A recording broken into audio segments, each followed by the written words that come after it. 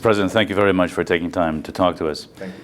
You have just announced a drawdown of U.S. troops from Afghanistan. How should the Afghan people perceive this withdrawal? Well, I think what it signals is the success of the surge that we put in a year and a half ago. And it also signals the seriousness with which we take transition. In 2009, I announced that we would send an additional 30,000 troops in. And our goal was very specific. We were going to blunt the momentum of the Taliban that was taking on more and more control of the country. And we were going to use that time to make sure that we were training Afghan security forces so that Afghans would have the capacity to secure their own country. We've made enormous progress during that time. And so what we've seen is an additional 100,000 Afghan forces trained. We've seen areas like Kandahar and Helmand wrested away from the Taliban so that communities can feel more secure and more safe. And what we now are doing is going to remove 10,000 troops by the end of this year, an additional 23,000 by the end of next summer. We'll get back down to the levels that we were before the surge, and then we'll continue to transition as Afghan forces stand up with the goal of completing this transition by 2014. Beyond 2014, though, we want to make sure that we maintain the strong relationship with the Afghan people and the Afghan government. We won't have the same military presence, but what we hope on economic and development agendas that we're going to continue to work with Afghans as we have. What kind of impact do you think it'll have on the NATO allies? For example, how would you ensure that the NATO allies themselves don't rush for the exits and in a sense get out of the country before we do? Well, we actually made sure that we consulted closely with our NATO allies before making the decision. I've subsequently discussed this with the Secretary General of NATO, as well as some of the key contributing countries, and they all recognize that what we did was put in a surge. We are now going to be removing that surge, but our baseline levels of 68,000 troops will remain even by the end of next year, and we will be able to pace the transition in a way that makes sure that Afghan security forces are able to handle the security needs of their country. So right now, you made your decision based on the situation on the ground. How did you go through that whole thought process? Well, it's a combination of discussions with General Petraeus and the commanders on the ground. It's also taking into consideration consultation with the Afghan government. And one of the key issues here is making sure that we strike the right balance, letting the Afghan people know that we want a sovereign Afghanistan that is secure, and we recognize that the more Afghan responsibility exists, the better off everybody's going to be. But also making sure that we don't rush it so quickly that Afghans find themselves overrun once again. And I think that the numbers that we arrived at strike the right balance. It's consistent with a phased transition process, which allows us to still partner with Afghans. But keep in mind that already there are Afghans out there every day who are fighting the fight, Afghans who are dying on behalf of their country and their freedom and their dignity. And what we want to make sure of is that we continue to be a good partner with that process, but we want to also send a signal to the Afghan people, this is your country ultimately, and you're going to have responsibilities. You mentioned the Afghan government, and President Karzai has been quite critical of the United States and NATO. Are you frustrated by such statements, and what kind of ally has he been? Well, overall, President Karzai, I think, has the same strategic interest that we have, which is a sovereign and secure Afghan government that is able to determine its own destiny, and sees the international community in general and the United States in particular as a strong partner that can support Afghan aspirations. Obviously, there are going to be tensions in a difficult environment where we have a large number of foreign troops inside a country. It is true that there have been times where the tactics on the ground day to day result in tensions, but overall, his interest in making sure that Afghanistan is not a safe haven for terrorists, that there is a adherence to the Afghan Constitution. Those commitments that he's made are ones that are entirely consistent with what I see as U.S. interests.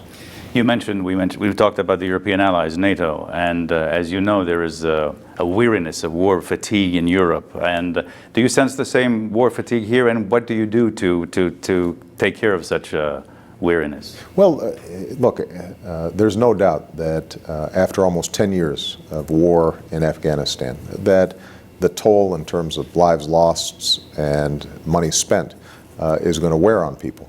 The good news is that we are transitioning from a position of strength. Because of the surge, because of the fact that we were able to blunt the momentum of the Taliban, because of the security gains that we've made and the advances we've seen with Afghan security forces, I think both the American people and all the allies that I talk to want to make sure that we are finishing the job, that we are turning over to the Afghans a secure country that they can sustain. And we want to do so in a cooperative manner that is respectful of Afghan law and Afghan security. But we also want to make sure that we don't abandon a cause that we invested very heavily in. And that was my first question. You don't think that some segments of the Afghan people will see it as abandonment? I don't think so. I mean, keep in mind, we're talking about 10,000 troops by the end of this year, an additional 23,000 by the end of next summer, and we'll still have 68,000 U.S. troops there in addition to all the coalition partner troops. So there's still going to be a substantial presence, but what it does signal is that Afghans are slowly taking more and more responsibility. As you know, reconciliation is a word that is used in Afghanistan. How do you define reconciliation, and what is the U.S. role in that process? And does it support negotiations with at least some elements of the Taliban? What we've said consistently is that there has to be a political settlement to bring about genuine peace in the region. But the terms of that political settlement are important, and we've been very clear in our criteria. We will encourage the Afghans, and we ourselves will talk to anybody, but they are going to have to break ties with Al-Qaeda. They're going to have to pledge to abide by the Afghan Constitution, and they'll have to cease violence as a means of bringing about political power. If they take those steps, then I think that there's a strong possibility of creating the kind of political settlement that would finally give Afghans relief from 30 years of war. But it's important that our military efforts continue to support these political efforts, and that means that the Taliban and others understand that they're not simply going to be able to outlast us, that we're going to be in a position to continue to put pressure on them to make sure that they come to the negotiating table with a spirit of observing Afghan constitutional law. Inevitably, when one talks about Afghanistan, one talks about Pakistan. And now that we're beginning the withdrawal from Afghanistan, has the focus now shifted on Pakistan? Well, I think the focus shifted to Pakistan, or at least my view 2 years ago was that you had to look at Afghanistan and Pakistan as part of a similar problem. That border region in which extremist elements had taken control and were providing Al-Qaeda safe haven from which to launch attacks into Afghanistan, into Pakistan, and around the world. And so we've sought to strengthen cooperation with Pakistan. Obviously, that has created tensions as well, but overall, Pakistan has cooperated with us in our intelligence collection efforts, in striking at high-value targets within Pakistan. We think that no country has suffered more from terrorist attacks than Pakistan. And so this is entirely in their self-interest.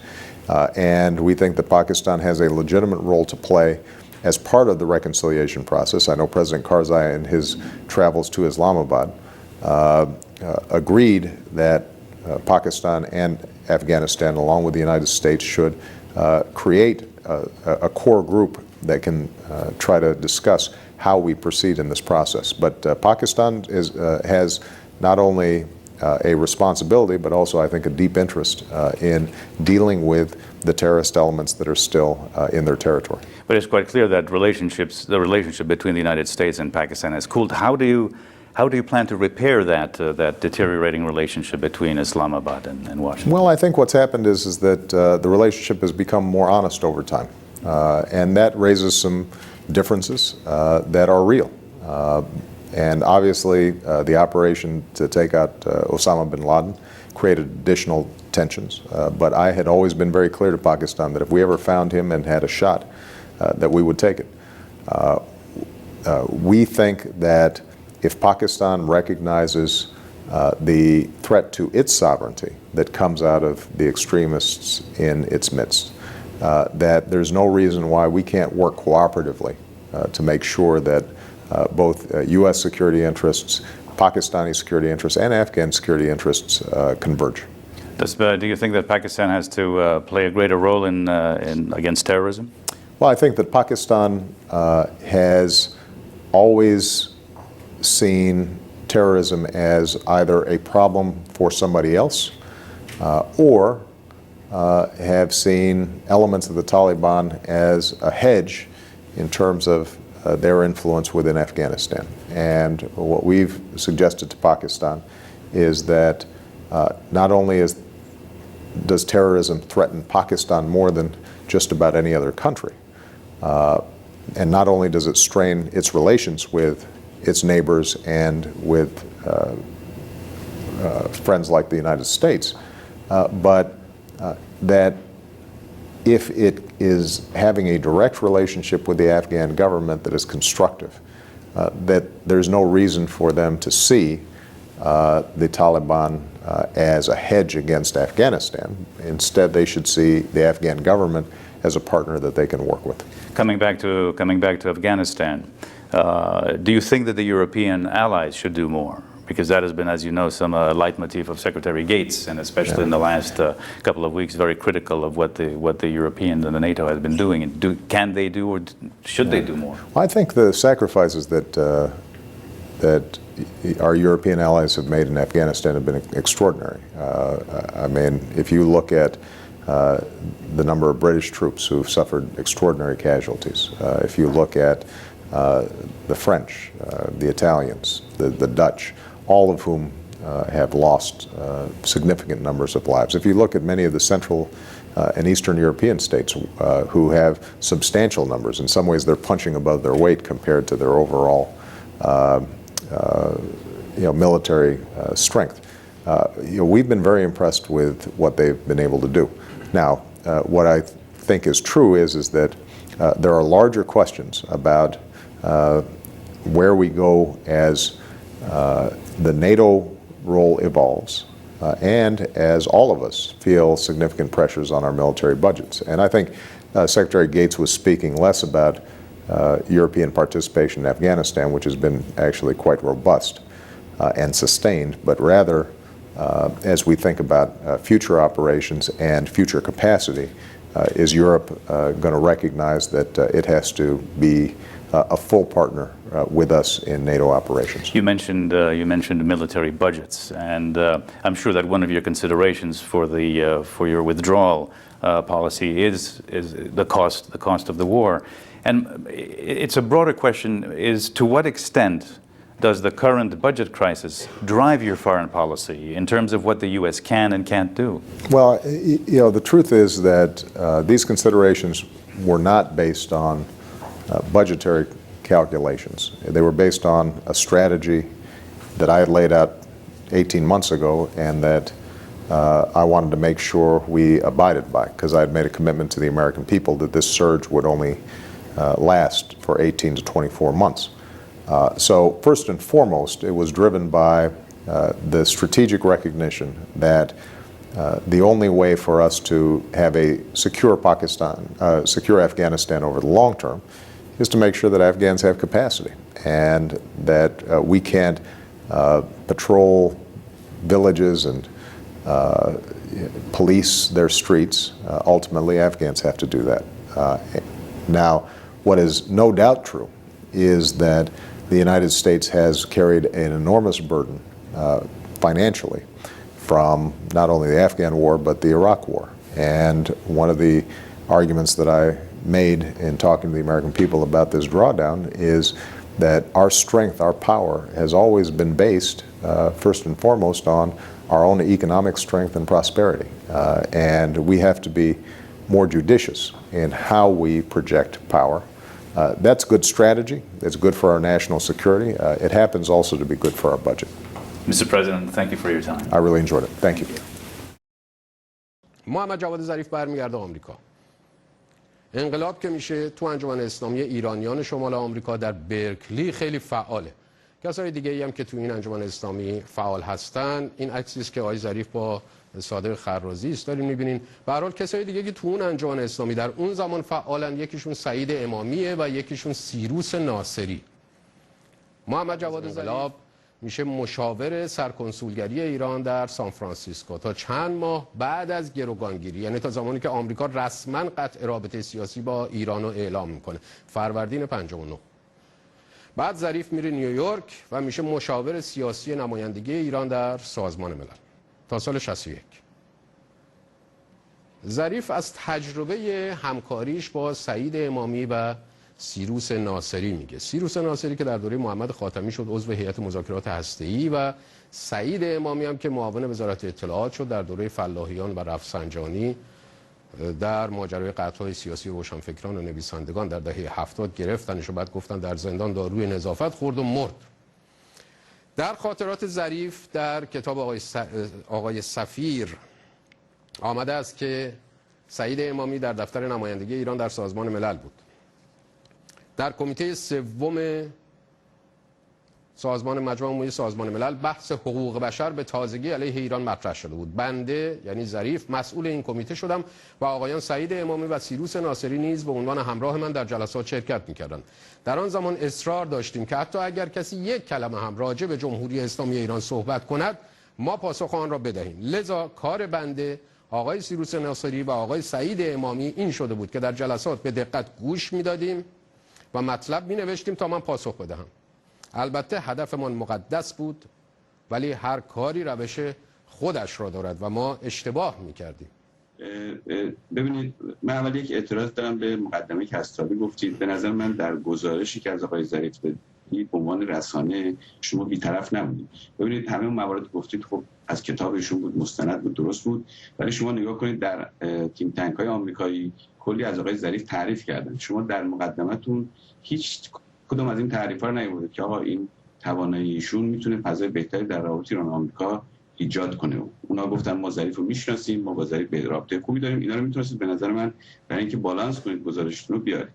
اما من میدونستم آقای دکتر حقیقی، من میدونستم که اینا رو شما میگین، در نتیجه این بالانس ایجاد میشود. خواهش من بفرمایید. نه آقای دایی مشخص نکردید از موضع ایرانی‌ها دارید صحبت می‌کنید یا منافع ملی آمریکا؟ آقای نامور حقیقی اجازه بدین یه نکته رو بنده از در همین آغاز صحبت شما روشن بکنم به طور قطع و قاطع که اولا بنده هم موضعی صحبت نمی‌کنم. بنده گزارش رو ارائه میدم، بی تردید این گزارش بخش‌هایی رو ندارد، بخش‌هایی رو دارد. من بنا وقتی که دارم و تنظیمی که برای وقت اجازه بفرمایید من تموم کنم صحبتمو. اجازه بدید من صحبتمو تموم کنم.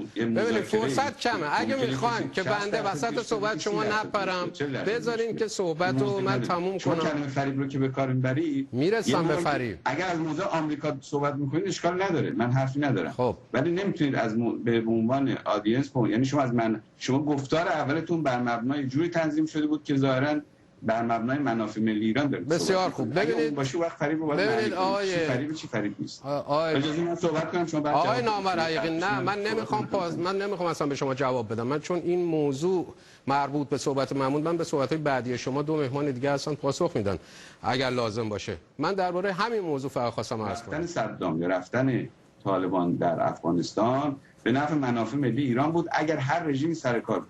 یعنی شما اگر شاه سر کار بود، اگر جمهوری اسلامی سر کار بود، رژیم کمونیستی هم بود، زدن صدام و طالبان به نفع منافع ایران بود. تنها گروهی که متضرر شد از رفتن صدام حسین مجاهدین خلق بود. من نمیدونم آقای دایی موضع مرجمندیش با نگاه مجاهدین خلق چیست؟ چون خودشون در سایتشون مطرح کردن که آمریکایی‌ها دو گزینه داشتن: گزینه حمله به عراق یا مقابله با ایران.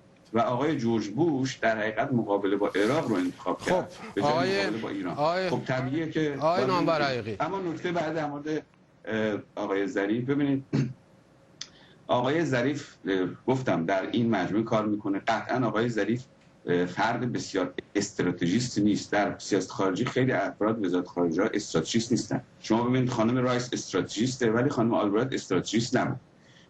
ببینید هدف وزیر خارجه این هست که تصمیم گیری های کلیدی رو بتونه در سیاست خارجی تحقق ببخشه. در ایران مبانی تصمیم گیری در حوزه سیاست خارجی واسه شورای عالی امنیت ملیه. در مواردی که خب برای تفاوت نظر هست ممکنه آقای خامنه‌ای وتو کنه یا نظر دیگری رو داشته باشه.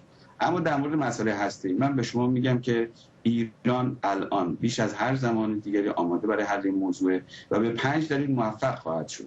یک اینکه تصویر دولت ایران عوض شده. اون تصویر آقای احمدی نژاد هولوکاست رو نفی می‌کرد، می‌خواست جهان عوض کنه، اینا نیست. آقای روحانی بسیار متواضع سخن میگه و هدفش این است که رابطه معقولی بر مبنای احترام منافع ملی ایران در سیستم جهانی به هم بزنه و به خاطر همین هم همش یعنی دقیقاً رسانه آمریکایی هم گویا خوششون دادن برای که بر مبنای قواعد بازی میخواد بازی کنه و تصویر عوض شده. و یادمون نره آقای دایی نادیده میگیرن 18 میلیون ایشون رأی دادن. یعنی ایشون داره توهین مردم ایران میکنه که آقا ایشون آوردن. کی آورده؟ ملت رأی دادن آوردن. نکته دوم این که ببینید بیش از هر زمان دیگری در طول این چند سال نهادهای حکومتی در ایران از سپاه، رهبری، شورای امنیت ملی به این نتیجه رسیدن که باید مسئله اصلی رو حل کنن. یک ردلاین هم دارن. اون خط قرمزش هم اینه که اگر آمریکا حقوق ایران رو اون چیزی که در قواعد بین‌المللی به رسمیت شناخته شده مسئله غنی‌سازی رو حالا 3% 5% به رسمیت بشناسه، ایران آماده توافقی که به نظر میرسه آقای جان کری این رو مورد موافقت قرار بده. نکته سوم هم که وجود داره این هست که تابوی مذاکره با آمریکا شکسته. این که آقا مذاکره سازشکاریه نمیدونم خیانت اینم بل شده. و نکته چهارم هم که باید بهش توجه داشت این که ببینید در سیستم سیاسی ایران الان وضعیت به گونه‌ای شده که این تعادل و تبادل اینها فضا باز شده برای گفتگو. شما این حرفایی که آقای دایی میزدن مال 85 بود. شما تو همین مناظرات انتخاباتی آقای ولایتی کلی انتقاد کرد به سیاست هسته ایران، مگه نکرد؟ خود آقای روحانی کلی انتقاد کرد. همین ویدئویی که پخش کردید انتقاد به سیاست هسته‌ای بود که توسط آقای جلیلی اعلام شد و مردم هم وقتی که رأی ندادن به آقای جلیلی و باقری یعنی که اون نوع اپروچ، اون سیاست رو در حقیقت مورد تایید قرار ندادن. پس بنابراین با این جمع‌بندی میخوام بکنم الان وضعیت مناسبه و بعدم خود تیم آقای ظریف علاوه مذاکرات بسیار کار کرد.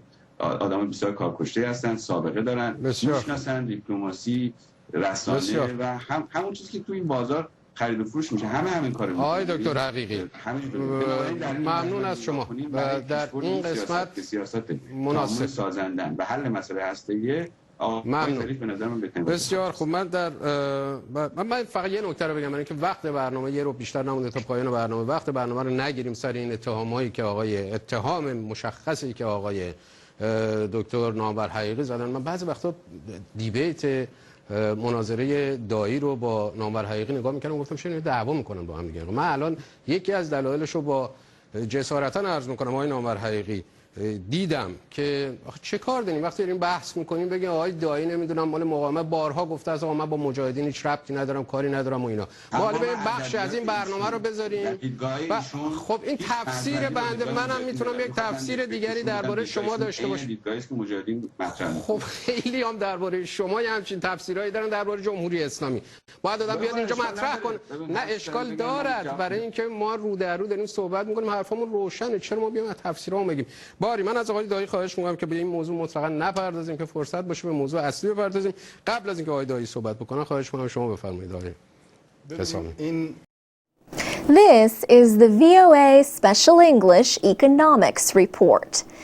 Business is the most popular subject for international students in the United States.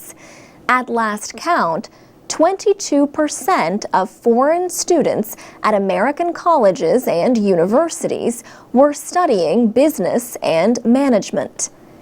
The Institute of International Education in New York says engineering was the second most popular field.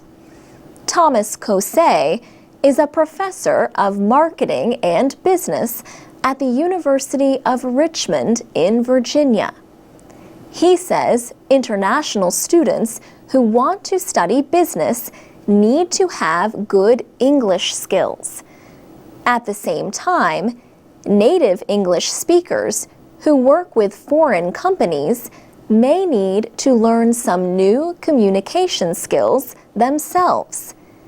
This is because the world has more non-native speakers of English than native speakers. At the University of Richmond, teams of graduate students work with companies seeking to enter the American market.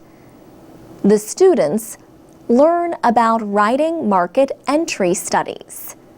The reports are written in English, but Professor Kosey tells his students to consider who will read them. He said his students have to write the report so that it can be understood by someone who is an English speaker, but not a native English speaker.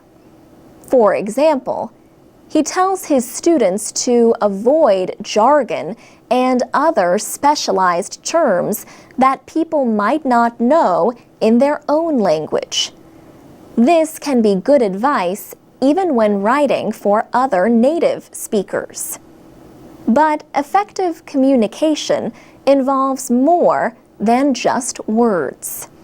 Kay Westerfield is director of the International Business Communication Program at the University of Oregon. She says you must have the language skills as well as cultural intelligence. Cultural intelligence means the need to consider local behaviors in everything from simple handshakes to speaking to large groups. Still, Kay Westerfield says the ability of foreign workers to speak English is becoming more important to companies looking to off-source operations to other countries. Also, she says English skills often provide a competitive edge for business students when they seek jobs. She said, as one business student in West Africa put it, English is a lifeline. For VOA Special English, I'm Alex Villarreal. We offer live English lessons Monday through Friday at the VOA Learning English page on Facebook. You can also read and listen to our programs and find activities for English learners at voaspecialenglish.com. And we have podcasts on iTunes. Press Conference USA on the Voice of America. Newsmakers from America and around the world speak with journalists in an unscripted and unrehearsed discussion about the critical issues facing the United States and the world. Here is your host on this edition of Press Conference USA, Carol Castiel. Welcome to Press Conference USA on the Voice of America. Joining me on the program is Henok Fente. He's a broadcaster in VOA's Horn of Africa service. Our guest on this edition of the program is Darius Manns. He's the president of Africare, a nonprofit organization based here in Washington, D.C. Africare is a leader in economic development and humanitarian assistance in Africa, with over 200 projects in operation in 25 countries on the continent. Founded in 1970, Africare's work centers around three key areas: agriculture and food security, health and HIV/AIDS, and water and sanitation. Africare also plays a critical role on the front lines of humanitarian emergencies in the region, meeting immediate needs for water, food, and shelter, but also facilitating long-term development in the form of training and education. Prior to becoming the president of Africare, Darius Manns served as acting CEO of the Millennium Challenge Corporation, or MCC, and he has also worked at the World Bank, where he served a stint as country director for Mozambique. All told, Darius Manns brings to Africare over 30 years of experience in the field of African development. And in late November, Africare will be hosting their annual Bishop John T. Walker Memorial Dinner Gala, which in the past has honored prominent figures such as former President Bill Clinton and Nelson Mandela. Well, we're delighted to welcome Africare's President Darius Manns to the VOA Broadcast Center here in Washington. Darius Manns, welcome to the program. Thank you very much, Carol. I'm very happy to be here. Well, it's a delight to have you, and I'm also delighted to welcome my colleague, Henok Fente from our Horn of Africa service. Thank you for having me. Who, by the way, just returned from the Horn of Africa, the drought-stricken region, and we'll look forward to hearing your observations. Well, Darius Manns, let's start with your position at Africare, just a little under 2 years. Talk about what your priorities are for the organization.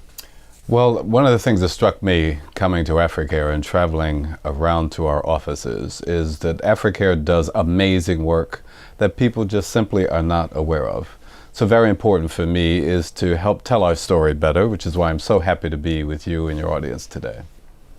Well, specifically, I mentioned in the introduction that Africare has concentrated on the areas of HIV/AIDS, health, and food security, agriculture. Do those continue to be your main areas of operation? Absolutely. These are at the core of the development agenda. We have this wonderful convergence. Countries are prioritizing these three areas. So are donors, and increasingly the private sector that's looking to invest in Africa. So these are the areas that remain the focus of Africare's work. Now, you work in so many countries, so perhaps the question is, which countries do you not work in currently? Well, Africare is almost everywhere across the continent. We have worked for the past 41 years now in 35 countries in the continent.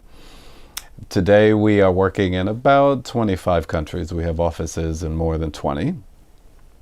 We are very focused on helping to, in those countries where we work, to work with national governments, with local governments, on community-driven, people-centered development. So we don't set any priorities around which countries we work in. We go where the need is greatest. And for example, let me turn it over to Henok, because you were just in the Horn of Africa, the drought-stricken region, to see if, what kinds of work you're doing, whether in Ethiopia, Somalia, and so forth. Well, in Ethiopia, growing up, I grew up around Africare and what it does. Well, I was too young to know what aid in the first place really meant, but we had a driver for Africare who was a kind man. But then after a while, we haven't heard from Africare in Ethiopia. And as a journalist also, when I travel through the region, I do not see Africare's presence in the Horn of Africa. Are you scaling back in terms of your operation, or what's the magnitude of Africare's involvement right now in Africa? Today, we are doing very little in the Horn, I will tell you. I think the last projects we did in Ethiopia, for example, were in the late 1990s. But we are looking to re-engage. Our focus really is on development, long-term development, rather than immediate humanitarian crisis response, though we do some of that work as well. But we would like to re-engage and have been talking to Kenya, to Ethiopia in particular, about how we could get started again, because one of the great assets that Africare has is something you mentioned. Our focus is on building capacity. 95% of our staff are Africans. Most of our offices are run entirely by African staff, host country nationals, people from their own country.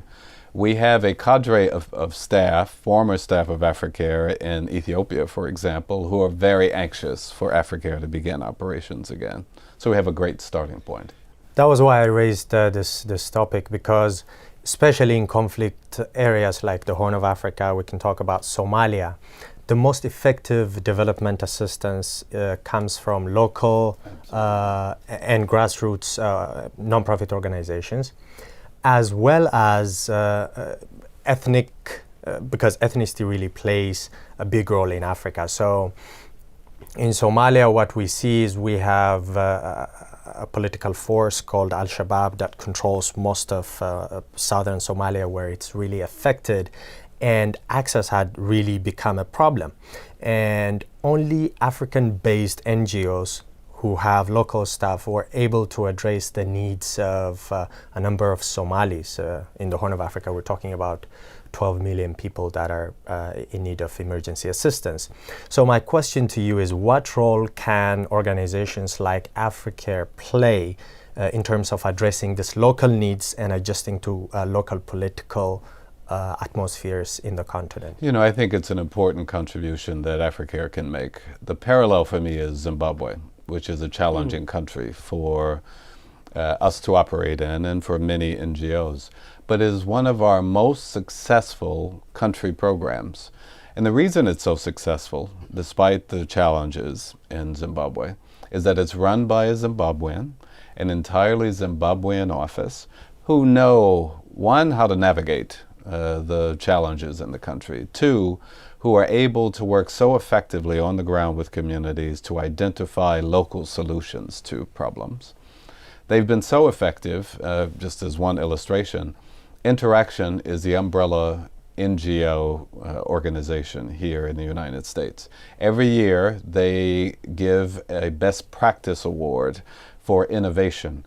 It is a Zimbabwean project that focused on bringing science from research institutions in Zimbabwe to small farmers so they could begin growing soybeans and then to add value to soybean products to diversify, improve diets. It's been incredibly successful. It's helped to show young people that agriculture can be very profitable rather than flock to the cities, and it's played an important role in empowering women farmers. But it was a project that was so successful, it received this award through a very competitive peer review process. But the thing that's so striking about it is in Zimbabwe, where we have been so successful, I talked to my country director, Zimbabwean. I said, why do you even need to be associated with Africare as an organization? Why don't we just declare you independent since you're doing so well? He said, please do not do that, for three reasons. One is that Africare as an organization provides cross-country experience of what works on the ground. That's so important to us doing the best job that we possibly can for the people of Zimbabwe, to know what works and what doesn't across the continent. Second is the important role that Africare plays as an organization in mobilizing resources. Very difficult for them to do as an organization on the ground. We have a resource mobilization operation based here in Washington that allows us to raise money from the public sector, from the private sector, and internationally, not just in the United States. But third, very important for them, is by being simply a local organization, the challenges of political interference makes it very difficult for them to operate. Being associated, part of an international organization, helps insulate them from local politics. Very interesting. Well, you brought up the question of funding. How exactly is Africare funded? Where are your main funding sources? We get about 2/3 of our funding from the United States government, and from the Department of Agriculture, from the Center for Disease Control for work in HIV/AIDS, for example, and also from USAID, among others. The other 1/3 comes from contributions of individuals and increasingly work that we do together with the private sector in Africa.